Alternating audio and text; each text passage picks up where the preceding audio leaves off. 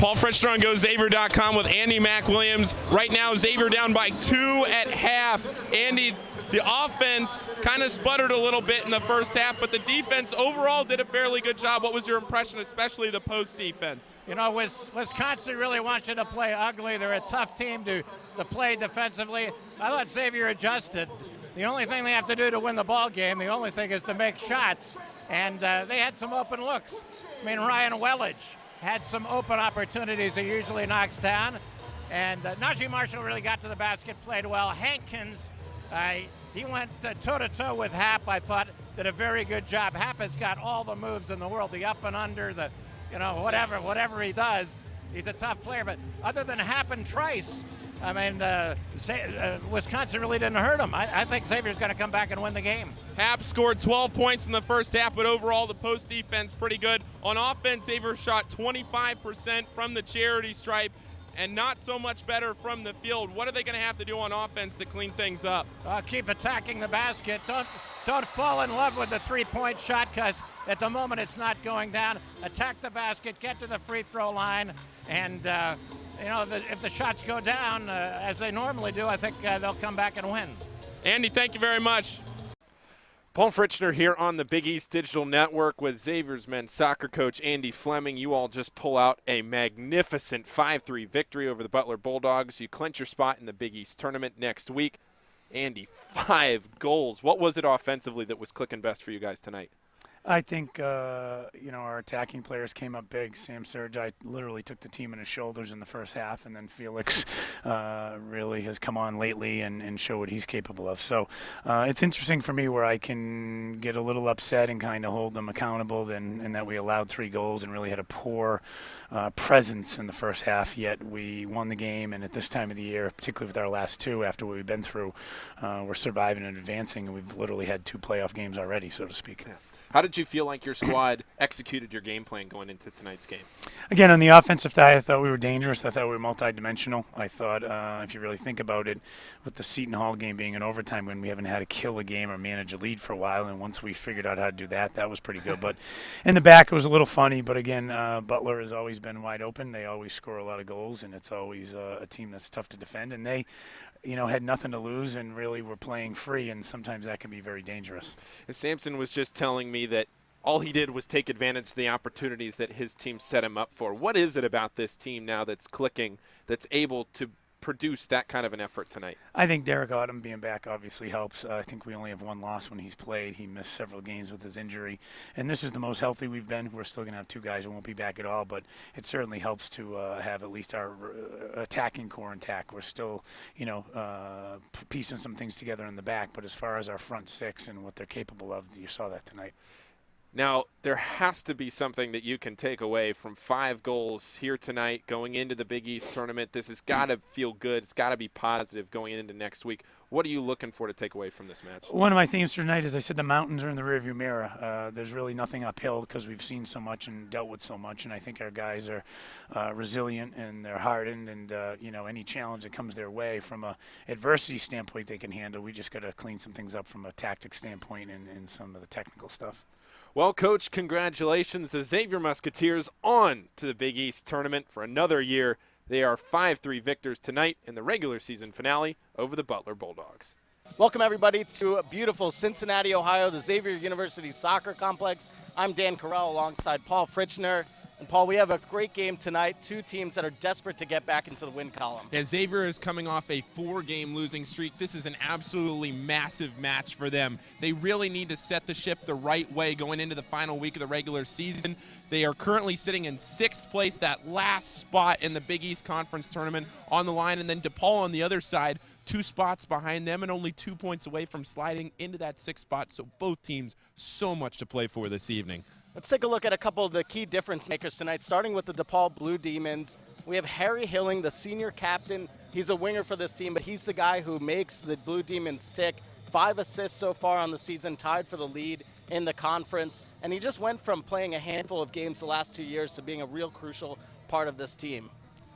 And then on the other side for the Xavier Musketeers, Samson Sergi. He's the guy this offense really runs through. 4 goals and 3 assists on his way to 11 points so far this season. He sets up guys like Simon Hessness, Derek Autumn, the rest of this lineup, and the offense flows through Sergi. So if the Musketeers are looking to be successful tonight, it'll lie on that foot of Samson Sergi. Should be a terrific game. Kickoff is right around the corner, right here on the Big East Digital Network.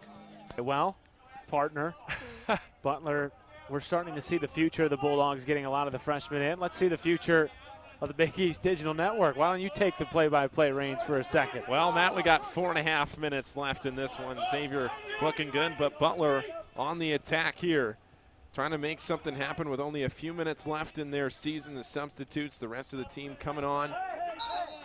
This will be a throw for the Bulldogs, but a clock stoppage.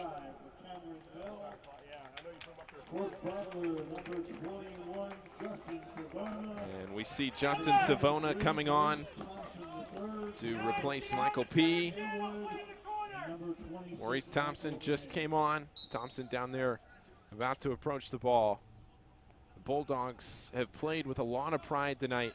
They've left it all on the table, but right now a couple of goals short. Good offensive move in the corner, but Xavier able to clear it away.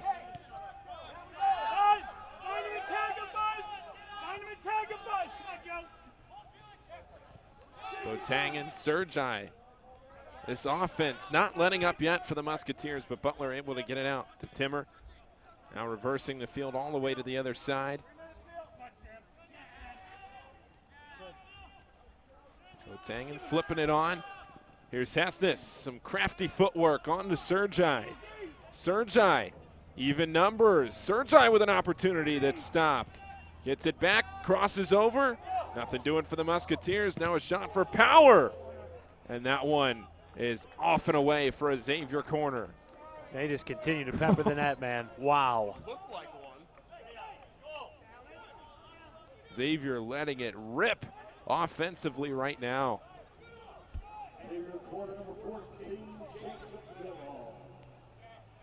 Jacob Goodall, as is customary, taking the corner kick from the left side. Simon Hessness takes it for the Musketeers from the right side. There is Hessness going down into the near corner. No real reason to play it deep right now and risk a counter. Xavier content to stay in that corner. Let the ball stay where it is for the next couple of minutes if need be. Well, we have just received word from Pam Flanke of the Big East office that Marquette has clinched the 4 seed. So they will host the first round at Marquette on Saturday. And should the score stay the same here, which barring a miracle it will, Xavier is into the tournament. So Xavier will be back in, barring, like you said, a late miracle here in the last 2.5 minutes. Hate to declare anything dead, though, with the way this thing is gone. Xavier will play it back to Hanley. No reason to rush.